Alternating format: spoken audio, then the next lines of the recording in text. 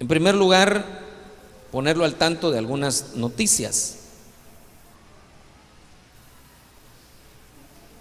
Es muy tremendo lo que está pasando en el mundo. Voy a hacer un pequeño resumen de algunas noticias, algunas cosas que han estado sucediendo. Por ejemplo, el Estado Islámico, el famoso ISIS, ¿verdad?, sigue decapitando cristianos. Le cuento que hay una persecución literal de cristianos en el mundo. Nosotros no lo sentimos aquí, en esta parte de Occidente. Aquí en Occidente la persecución es una persecución de otro tipo, que también hay, porque los cristianos al final van a terminar siendo perseguidos como fueron perseguidos al principio, le cuento. Por eso lo mejor es que nos vayamos, no porque tengamos miedo, sino porque el Señor da la vía de escape. Porque al final, hermano, la iglesia al principio se tuvo que enfrentar a la persecución literal y a la muerte física por causa del evangelio. Y así va a terminar, así como la iglesia empezó, así va a terminar. Me acuerdo, hermano, de un ministro que decía que incluso era probable que la iglesia terminara predicando en catacumbas, así como predicaron en el principio, que se acabaran las reuniones en los templos como ahora se tienen, porque va a ser perseguida la iglesia. Entonces aprovechemos también, ¿verdad?, que hay libertad de culto en nuestro medio, pero en esos lugares del Oriente Medio no hay esa libertad, hay persecución literal para cristianos. Y eso significa que el espíritu del anticristo ya está en acción, que eso realmente es un avance, son preludios de lo que va a suceder en la tribulación. Pero eso se está dando, como le digo, no lo sigue uno enfocado en su trabajo, en sus cosas, sus problemas familiares, y a veces no se da cuenta de lo que está sucediendo, pero la cosa está bien seria. Otra de las cosas que está sucediendo del Estado Islámico es que ya está vendiendo esclavos. Entonces hay gente que no la matan, sino que la agarran como esclava y la empiezan a vender para que volvemos a los tiempos antiguos, ¿verdad?, de la esclavitud, y la empiezan a vender para poder ellos tener fondos para armas y para sus movimientos, etcétera. Tremendo todo lo que se está dando. Esto está más cerca de nosotros. Se está perdiendo la libertad de culto. Poco a poco, hermano, poco a poco. Aquí en Guatemala todavía no, pero por ese camino vamos. Pero en Estados Unidos no se tiene toda la libertad de culto, en Canadá tampoco. En Estados Unidos todavía hay algunos estados que sí, pero hay una buena parte o la mayoría ya no, porque depende de las leyes de cada estado. Pero, por ejemplo, libertad de culto es que yo pueda expresar lo que dice la palabra sin temor. O sea, yo puedo hablar, digamos, el que dirige la iglesia, digamos, de los mormones o los sabáticos, qué sé yo, puede explicar su punto de vista que está en lo cual él no está de acuerdo con nosotros, pero yo también puedo aquí decir porque no estoy de acuerdo con ellos, ¿verdad? Eso se llama libertad. Pero allá en Estados Unidos ya no se puede hacer, por ejemplo, en un púlpito ya no se puede predicar en contra del homosexualismo en algunos lugares. Entonces eso se llama restricción. Si ya no hay libertad. O sea, si ya no puedo predicar todo lo que dice la Biblia, sino que ya me empezaron a cortar cosas, entonces ya no tengo toda la libertad. Y así me van a ir cortando cosas, de tal manera que con el nuevo orden mundial, una de las cosas que se pretende es unificar la religión, pero de tal manera que si yo tengo una convicción, yo la puedo exponer, pero que yo no le pueda hacer a usted la invitación a que venga y reciba a Jesucristo. Ya no se va a poder hacer en las calles campañas, por ejemplo. Eso va a ser algo en lo del nuevo orden mundial, pero el punto es que poco a poco se está perdiendo la libertad de culto. En todas las noticias que vemos cómo se están restringiendo cosas que ya no se pueden decir desde los púlpitos. Otra cosa que es bien impresionante es que el ecumenismo sigue avanzando. Me da pena y tengo por ahí un video de un cantante, hermano, que está defendiendo a los católicos a capa y espada, pero así, abiertamente, ¿verdad? Que es un cantante muy, muy querido por el ámbito cristiano, evangélico. Entonces, me recuerdo que vi un comentario, pusieron uno de esos pedacitos donde él defiende, ¿verdad?, el catolicismo, y me recuerdo que una persona que es católica hizo un comentario: ¿cómo me cae bien ese cantante? Pues ni modo, y yo le voy a caer mal, ni modo, porque yo le tengo que decir lo que dice la palabra, y le tengo que decir que no está bien que adoren imágenes, le tengo que decir que hay muchas cosas en las que no están bien. Entonces de plano le voy a caer mal, pero él que les está diciendo que está bien que sigan ahí, les va a caer bien.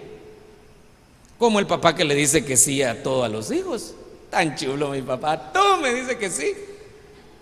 Sí, pero no está bien. A veces hay que decirles que no, ¿verdad?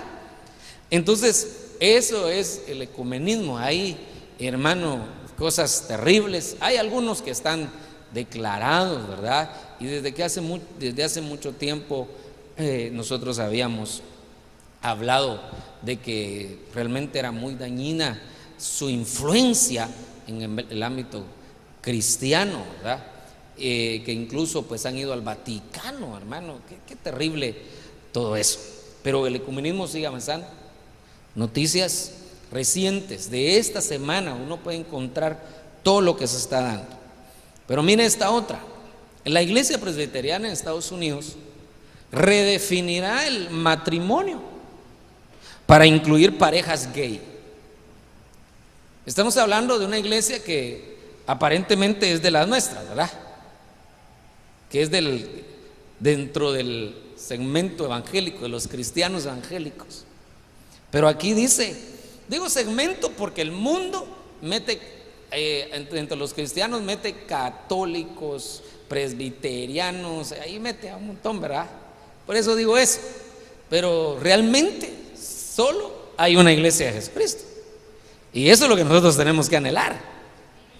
Y no buscar una religión, sino buscar a Jesucristo, hermano.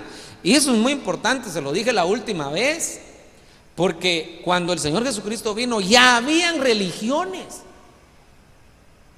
Y aún la religión judía no entendió el plan de Dios. Y le dije que los judíos no se pueden salvar por su religión, que aparentemente es una religión basada en la Biblia, ¿verdad? Pero no se pueden salvar por su religión. La única forma en que pueden ser salvos es por Jesucristo. Amén. Pero le digo que esta iglesia, que es la presbiteriana, que se considera como de los evangélicos, pues va a redefinir el matrimonio. Me imagino que van a decir: mire, el matrimonio es la unión entre dos personas. Porque mire, como para arreglarla, el hombre es mañoso, y si quiere justificar algo, lo justifica. Entonces, el hombre de por sí tiene una naturaleza así de justificarse, aunque esté mal, hermano. Tremendo eso, ¿verdad? Estoy siendo muy grosero, ¿no? Pero fíjese que cómo vamos a redefinir el matrimonio. La Biblia dice que el matrimonio es la unión entre hombre y mujer. Así lo dice desde Génesis. Dejará el hombre a su padre y a su madre y se unirá a otra persona. Así dice, ¿no? No. Y se unirá a su mujer. Entonces, ¿cómo es el matrimonio? Hombre y mujer. Entonces, ¿qué van a hacer ellos para redefinir el matrimonio? Entonces ellos van a poner sus estatutos. Para nosotros, ya no bíblicamente, sino para nosotros, el matrimonio es la unión entre dos personas.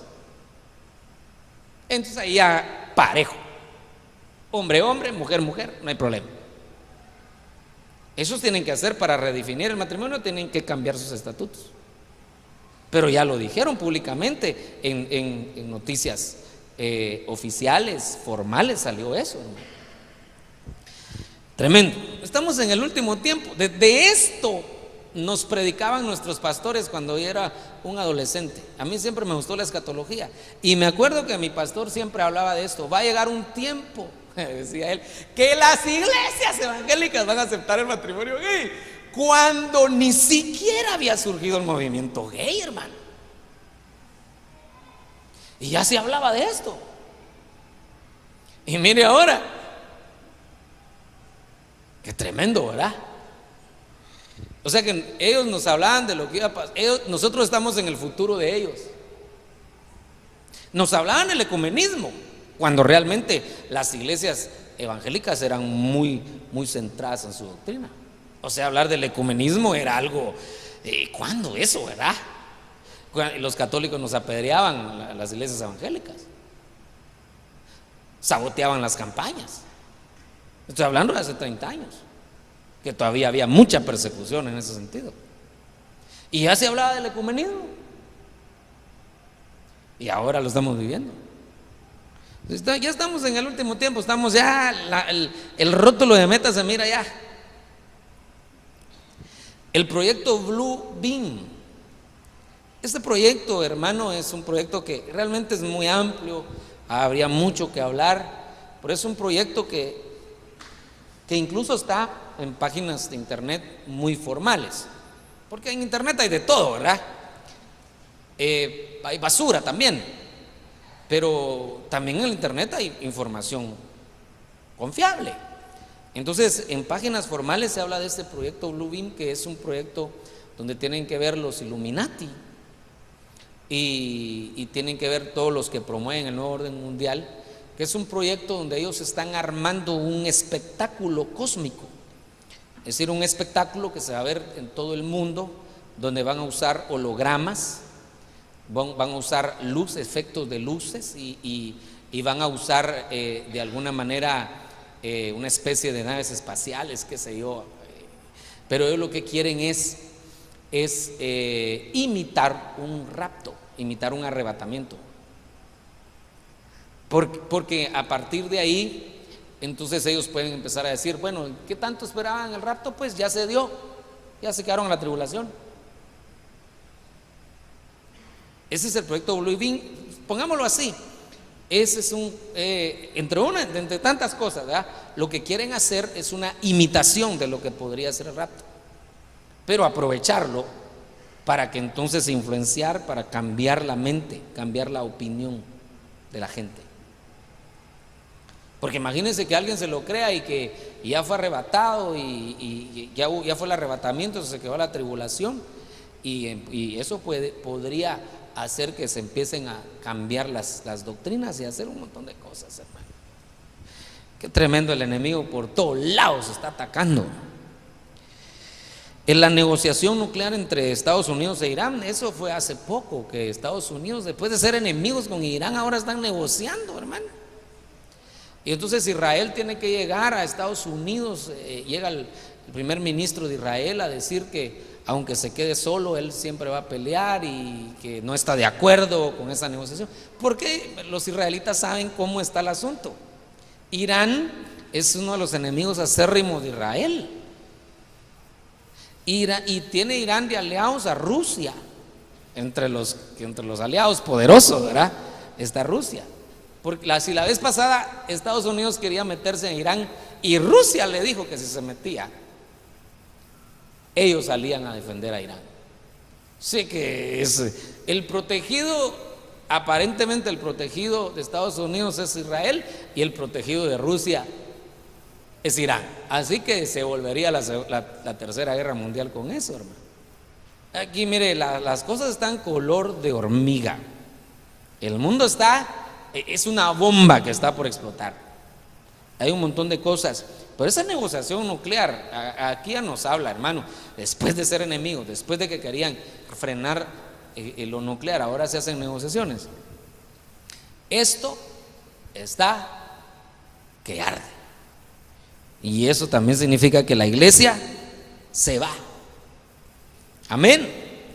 El 4 de abril de 2015 será la tercera luna sangrienta, para que usted lo apunte ahí, ¿verdad?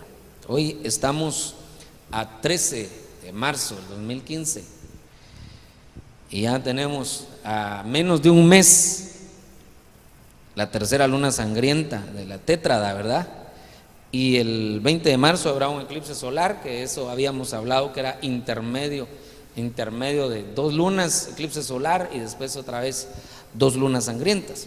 Pero la Biblia dice que iban a haber señales en la tierra, pero también iban a haber señales en el sol, en la luna. Y la Biblia dice en varios pasajes, por ejemplo, dentro de ellos Joel, que dice que el sol se volverá tinieblas, eso es un eclipse de sol, ¿verdad? Y la luna se convertirá en sangre, es un eclipse lunar como el que estamos viendo. Son señales en la luna y en el sol que estaban ya predichas, estaban profetizadas. Y todo esto que está aquí ya estaba profetizado. Yo lo que le quiero decir es que se están cumpliendo las profecías. Dígale al que está a la par suya, se están cumpliendo las profecías. La venida del Señor está cerca. Dígale otra vez, se están cumpliendo las profecías, hermano.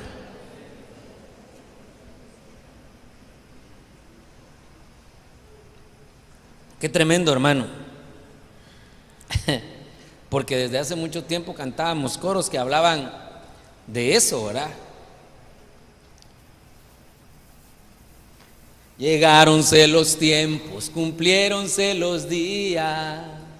Cantamos hace 35 años de aquella profecía que el Señor habló cuando íbase del templo al monte Los Olivos y con palabras vivas señales nos dejó.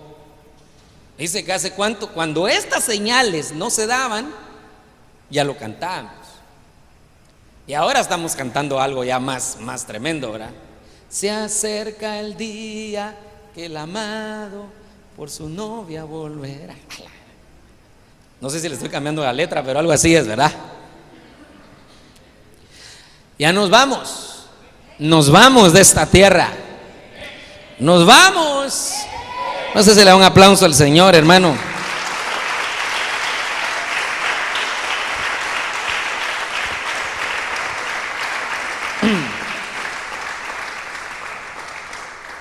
Entonces, esas son algunas noticias.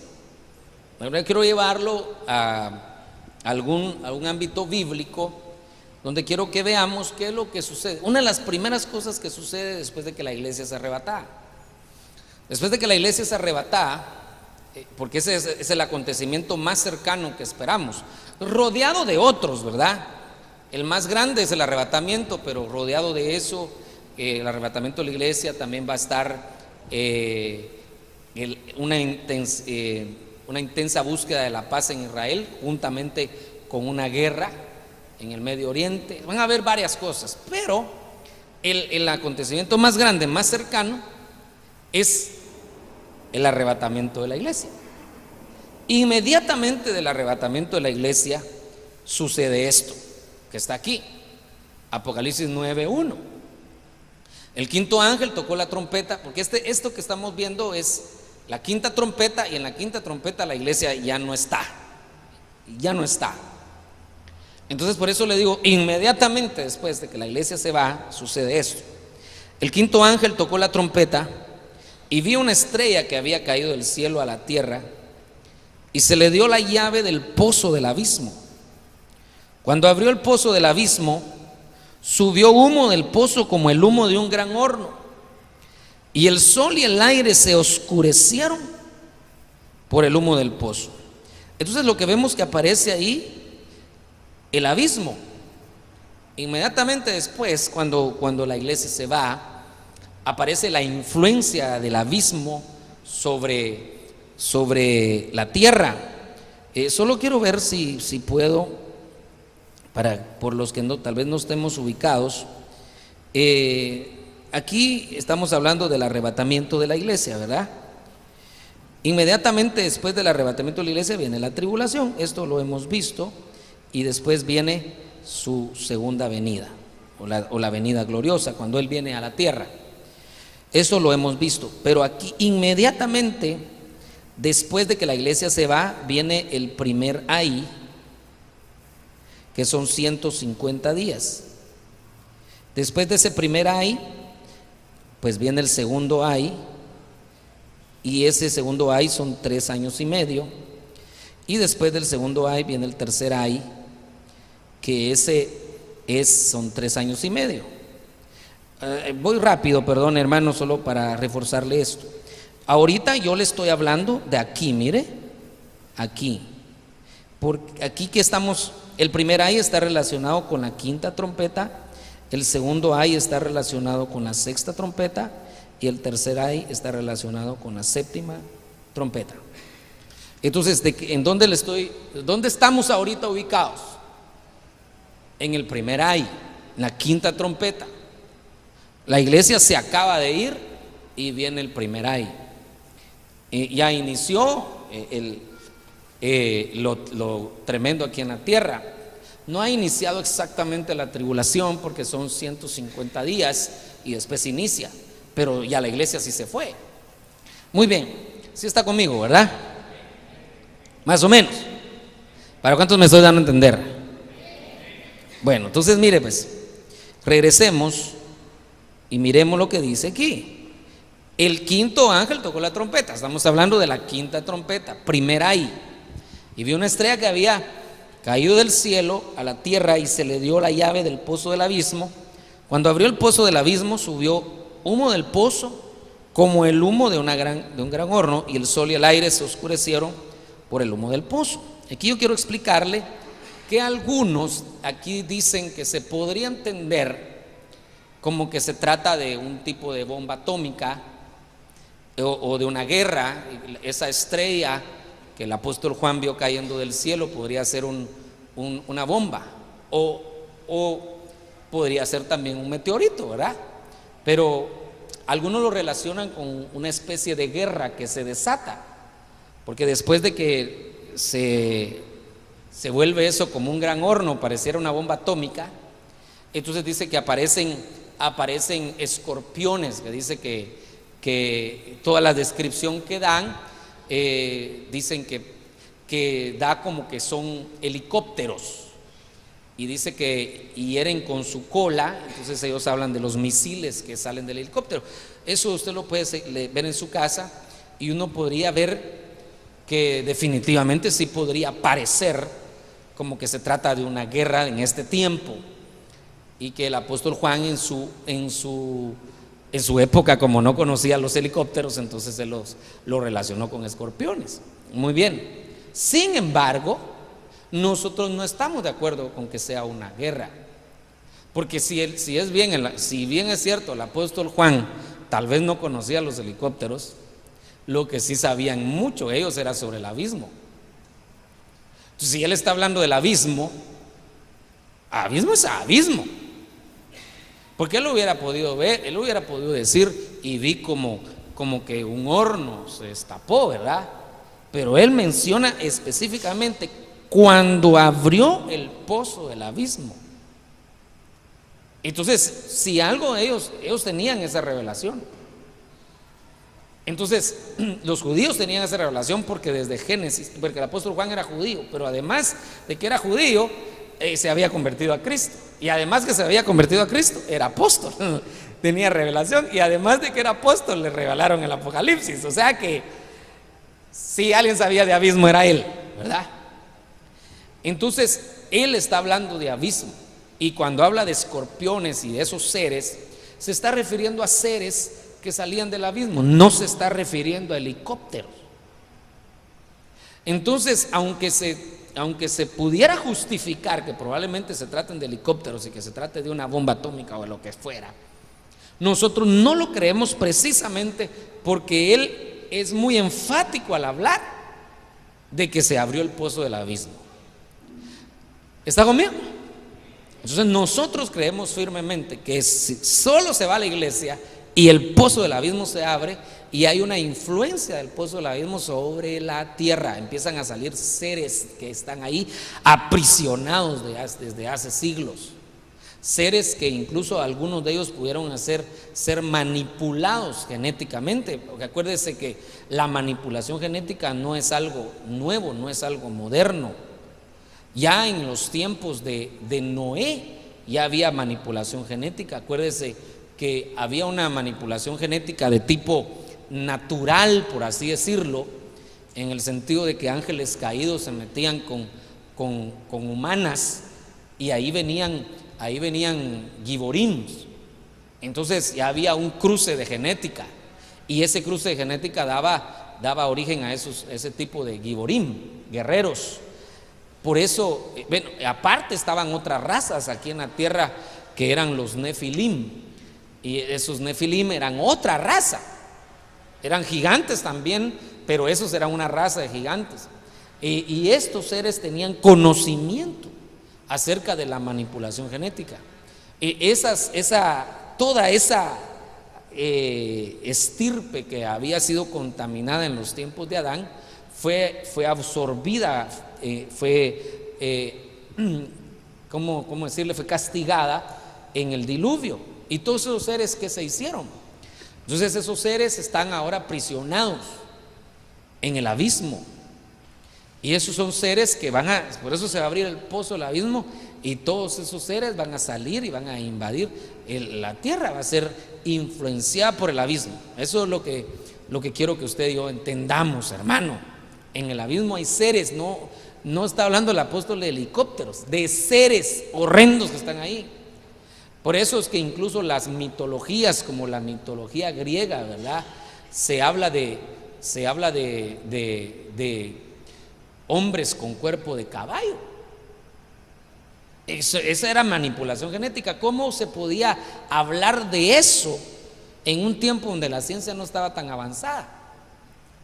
Porque no era algo que dependía de la ciencia, sino que era algo que dependía del conocimiento de lo oculto. De ahí dependía todo eso. Qué terrible, ¿verdad?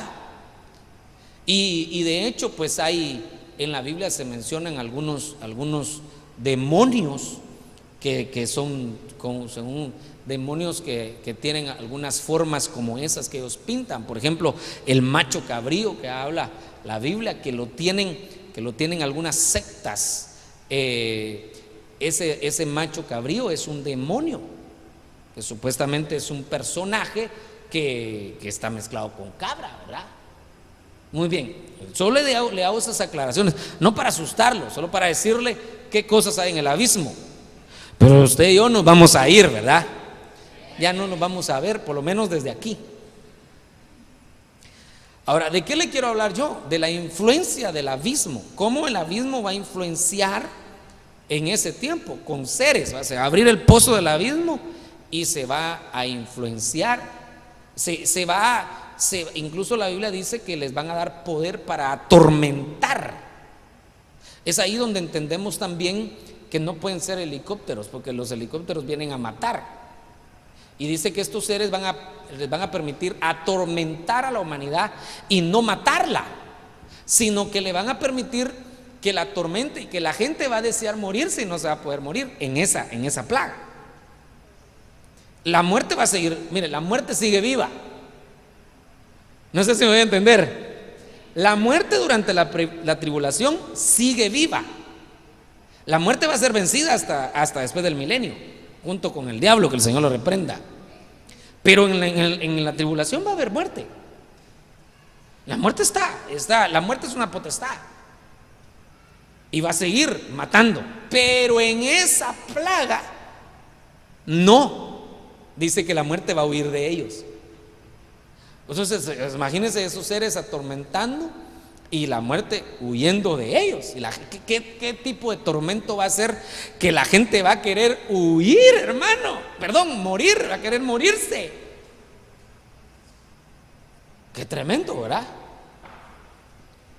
Por eso no conviene quedarse, ¿verdad? Aunque los que, hermano, se queden, pues una de las cosas que sí va a ser cierto, que los cristianos que se queden se van a santificar, ¿verdad? En la tribuna no va a haber de otra. Pero mejor santificarse antes, hombre, ¿verdad? ¿Cuándo se quieren santificar? A ver.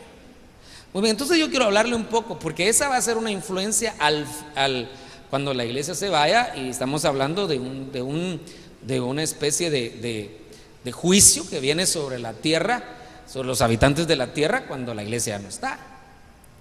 Sin embargo, yo quiero también ver un poco sobre el abismo, cómo influencia,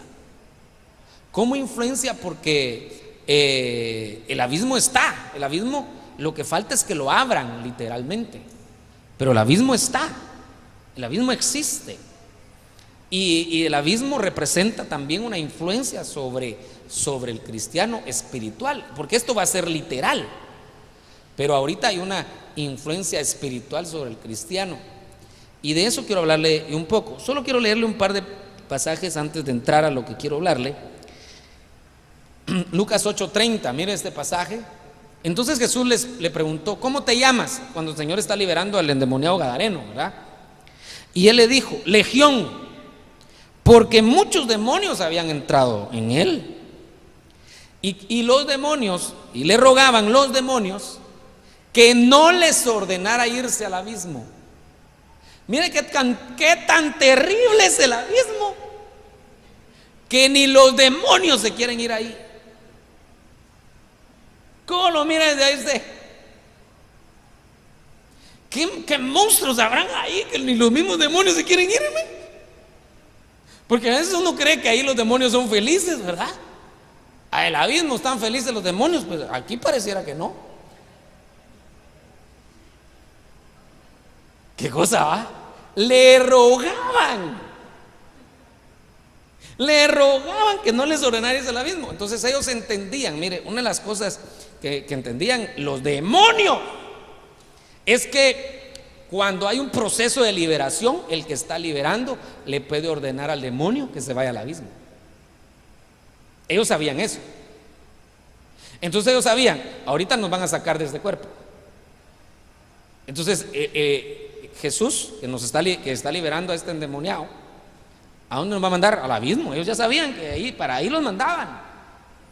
Entonces cuando le toca liberar a un endemoniado, a los demonios hay que mandarlos al abismo aunque no les guste, hermano. Ay, que se vayan a molestar esos monstruos, ¿verdad? Y que dejen de estar molestando aquí. Pero qué cosa, hermano, qué terrible será ese lugar. Job 38:30. El agua se endurece como la piedra, y aprisionada está la superficie del abismo. Entonces esto es algo que tenemos que recordarnos, que el apóstol habló de eso hace un tiempo cuando habló de las puertas del infierno, que el abismo está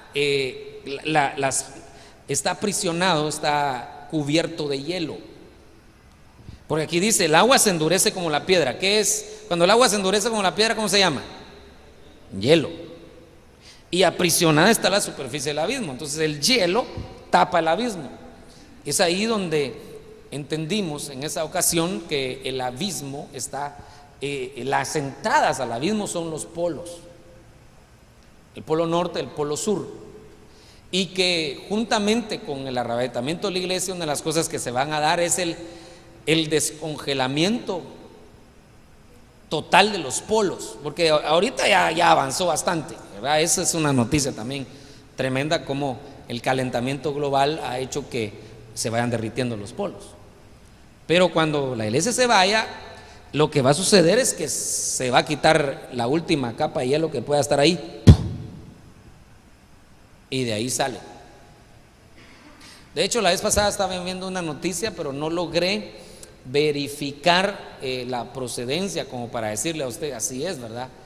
Se la voy a decir, pero no lo tomemos como una doctrina ni como un hecho. Pero esa noticia daba a entender que habían logrado ver cerca del polo, como que abajo del hielo había un hoyo que no tenía fin. ¡Wow! Entonces, eso lo dice esa noticia. Pero independientemente de esa noticia, la Biblia sí dice que el abismo está aprisionado con hielo. Entonces el descongelamiento de los polos tiene mucho que ver con ese evento que se va a dar después del arrebatamiento de la iglesia. Muy bien, ahora dejemos un poco eso, y ya no quiero estarlo asustando más, ¿verdad? Pero yo quiero hablarle de las implicaciones espirituales del abismo. Es decir, ¿será que el abismo no tiene implicaciones en este tiempo? Aparte de lo que se va a dar en el tiempo que viene, ¿verdad? Entonces yo quiero que miremos algunos pasajes donde aparece el abismo.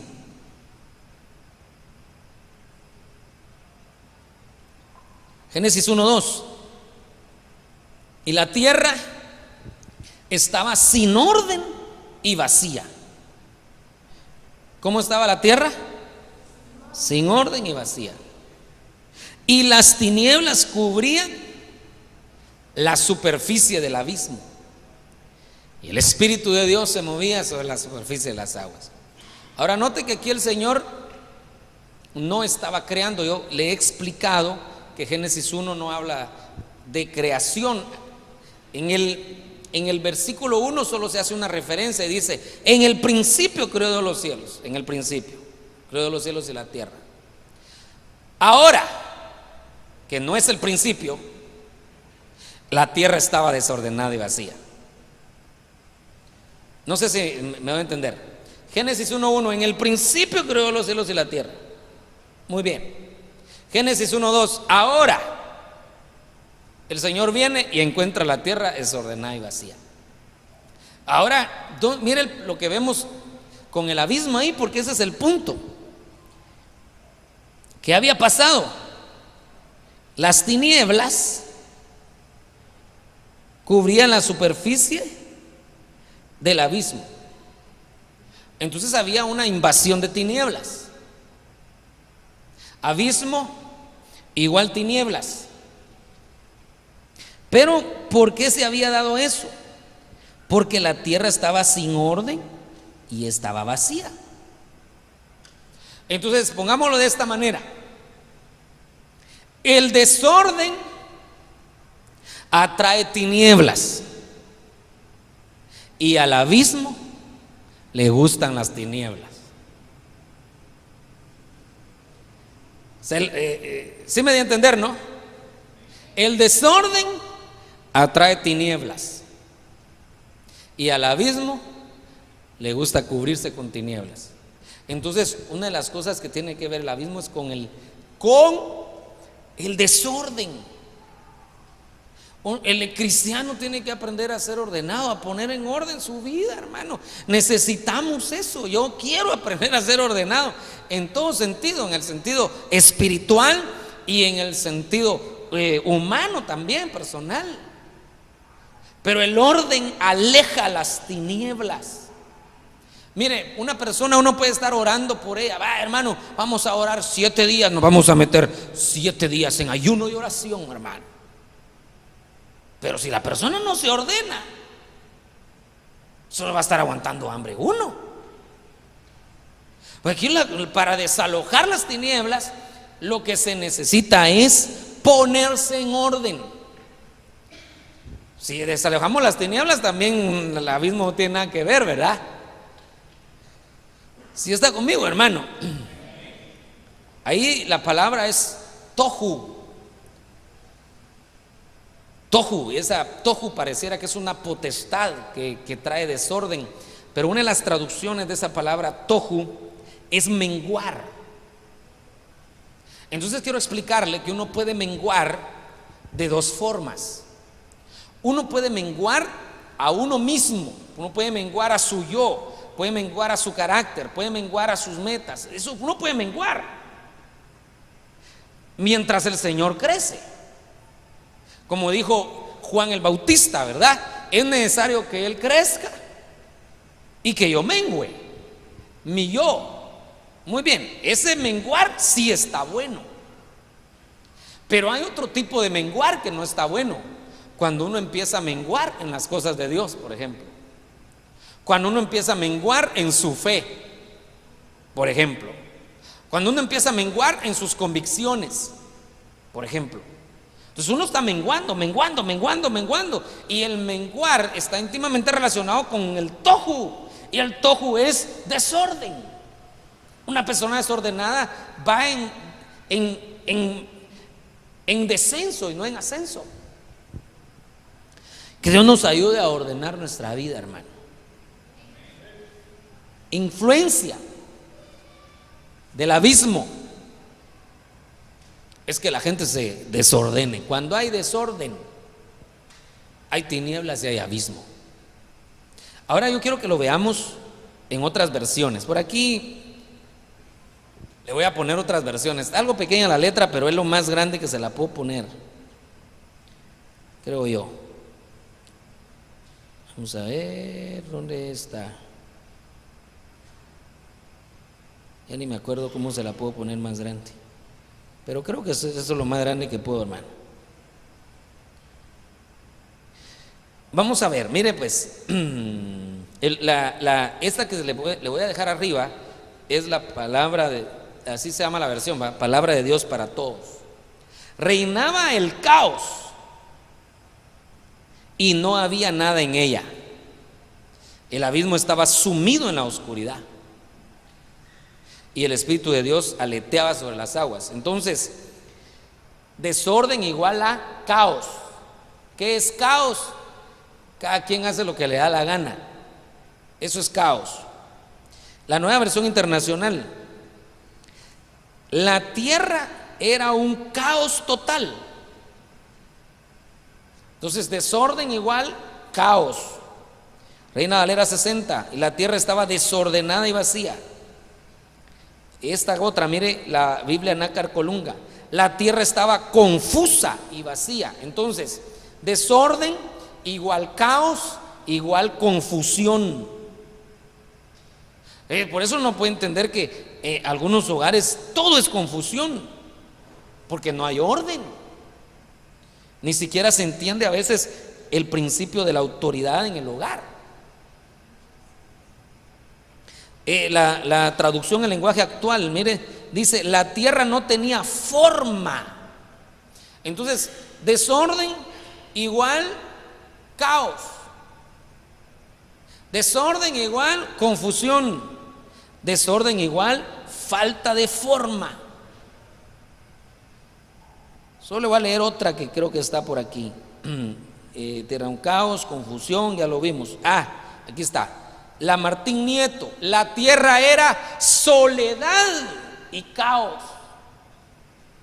Entonces mire pues, desorden, caos, desorden, confusión, desorden, ¿qué fue lo que vimos? Sin forma. Y desorden, ¿qué vimos ahorita? Soledad. Entonces el desorden atrae la soledad también, hermano, y tenemos que pedirle al Señor en el nombre de Jesús que nuestra vida sea una vida ordenada. Y para ser ordenados hay que pedirle al Señor que nos ayude en primer lugar a poner nuestras prioridades bien claras. ¿Cuáles son nuestras prioridades? Y ahí es donde empieza uno a entender que lo espiritual va primero y después viene todo lo demás.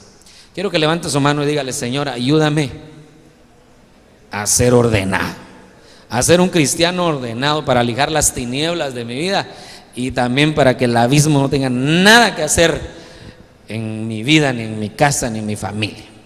Amén, amén y amén. Denle un aplauso al Señor, hermano.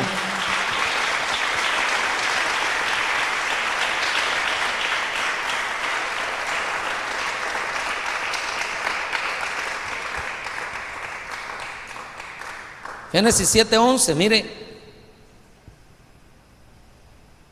en el año 600 de la vida de Noé, el mes segundo, a los 17 días del mes, en ese mismo día, se rompieron todas las fuentes del gran abismo y las compuertas del cielo fueron abiertas. Entonces mire, la inundación en el diluvio fue de dos vías: fue de abajo hacia arriba y de arriba hacia abajo. Y ya lo vio. Lo primero que pasó fue que el abismo se abrió, y lo segundo que pasó fue que se abrió el cielo también. Fue la primera vez que llovió de arriba para abajo, porque la tierra, dice la Biblia, que solo era regada con un vapor que subía y se regaba la tierra. Pero esa inundación vino de dos fuentes, y fue la primera vez que llovió de arriba también. pero note que se abrieron las fuentes del abismo. Entonces déjeme echarme una pensada aquí. Si usted quiere, dice amén, y si no, no hay problema. Pero yo lo que veo ahí, que hasta pudo haber sido un tsunami, porque en el sentido de que el mar pudo haberse levantado, ¿verdad?, cuando se rompió el abismo, y también por la lluvia normal, ¿verdad? Entonces imagínense quién iba a soportar eso. Por eso no quedó ningún ser viviente, a excepción de Noé y su familia. Muy bien, ahora lo que yo quiero que veamos, que ese es el punto, es que hubo un trabajo del abismo en el juicio que hubo sobre la tierra. Un trabajo del abismo ahí. ¿Y qué sucedió en los días de Noé? Hay mucho que hablar, pero si la Biblia habla de que, por ejemplo, en los días de Noé, dice que Noé era un predicador de justicia, y siendo advertido por Dios de las cosas que venían, con temor preparó un arca. Entonces vemos la actitud de los tipo Noé, que al ser advertidos por Dios preparan un arca, y dice, con temor preparó un arca para la salvación de su casa en los días de Noé. Pero por otro lado está la gente que se le predicaba y no hacía caso. Porque entonces, vuelvo a la carga, Noé era un predicador de justicia, fue advertido por Dios, empezó a predicar de lo que se venía, preparó el arca y salvó a su casa, pero él predicó y los demás no le creyeron. Dice la Biblia que los demás no entendieron el mensaje de Noé hasta que se les vino el diluvio encima. Entonces aquí yo veo que el abismo se abrió y vino un juicio, pero qué tremendo que los que fueron castigados, por así decirlo, los que fueron absorbidos, tragados por el abismo, fue toda la gente a la que se le predicó y no hizo caso. Entonces, para que el abismo no tenga influencia en la vida de uno, hay que hacerle caso a la palabra de Dios, obedecerle al Señor, hermano. No solo amar la palabra en el sentido de decir qué bonita la palabra, sino que amar la palabra en el sentido de atesorarla y llevarla a la práctica. Amén. Entonces el abismo no tiene nada que hacer. A Noé no le hizo nada el abismo, a los otros sí, por no atender la palabra de Dios. ¿Está conmigo? Déjeme leerle rapidito un par de versículos más. Jonás 2:5. Me rodearon las aguas hasta el alma, el gran abismo me envolvió, las algas se enredaron a mi cabeza. Ahí está hablando Jonás. ¿A dónde se llevaron a Jonás? Ahí lo dice, al abismo. Por eso cuando salió de ahí, hermano, tenía unas ganas de hacer la voluntad de Dios, porque no se lo llevaron a cualquier lado, se lo llevaron a un lugar donde ni los demonios les gusta. Entonces de ahí salió sedita. Pero ¿por qué se llevaron a Jonás al abismo? Porque no le hacía caso al Señor, porque no hacía la voluntad de Dios. Entonces el abismo va sobre aquellos que no quieren hacer la voluntad de Dios. El Señor le dice una cosa y ellos, yo aquí voy a hacer lo que yo quiera. Va, está bueno, pues cuidado con el abismo. Te vas para Nínive, y no, yo me voy a Tarsis, yo me voy a Jope. ¿Cuántos quieren hacer la voluntad del Señor? Yo también. Lucas 16:26. Y además de todo esto hay un gran abismo puesto entre nosotros y vosotros, De modo que los que quieran pasar de aquí a vosotros no puedan, y tampoco nadie pueda cruzar de allá a nosotros. Entonces el abismo era una especie de división entre el lugar donde estaba Lázaro. Voy a ver si se lo puedo dibujar, hermano. Vamos a ver. Primero Dios. Yo sé que el tiempo se me fue, pero hoy es viernes. Los viernes usted hasta ahora andaba chupando. Esa es mentira. Entonces, mire pues, no todos, ¿verdad? Algunos de aquí fueron bien santitos. Pero entonces, mire, pues aquí estaba Lázaro, aquí estaba el rico. Donde estaba el rico se llama Hades. Y donde estaba Lázaro se llama seno de Abraham, que es igual a paraíso. Vaya. Entonces dice, lo que está diciendo ahí la Biblia es que aquí en medio lo que había era un abismo. Entonces, ¿qué es lo que hace el abismo? Separa al justo del impío, hermano.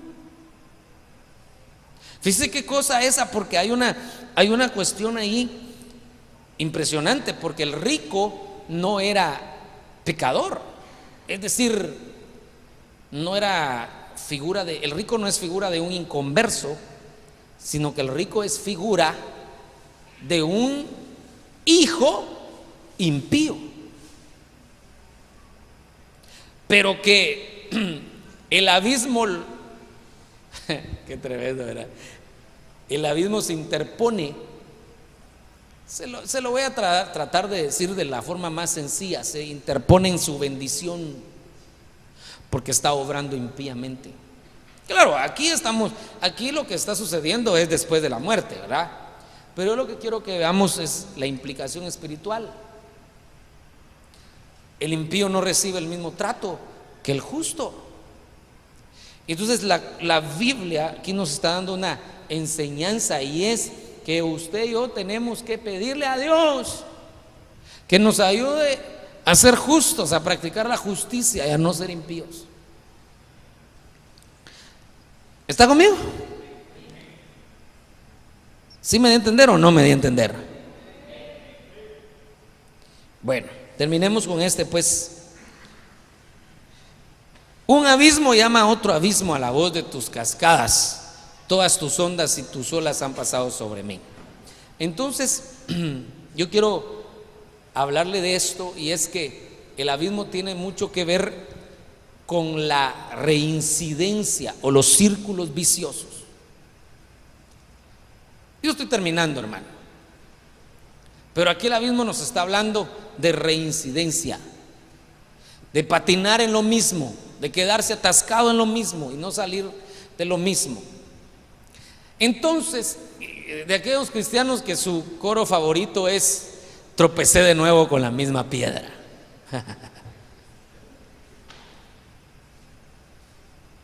Hermano, mi punto especial, por favor, quiero cantar mi coro favorito, ¿verdad? Pero tiene el cristiano que saber que Dios es un Dios que cambia los tiempos y da nuevas oportunidades. Diga conmigo, mi Dios da nuevas oportunidades. Entonces, si algo tiene que saber el cristiano, es que puede salir del atolladero. Puede salir, diga conmigo, solo no puedo, pero con la ayuda de Dios sí puedo. Y diga conmigo, todo lo puedo en Cristo que me fortalece.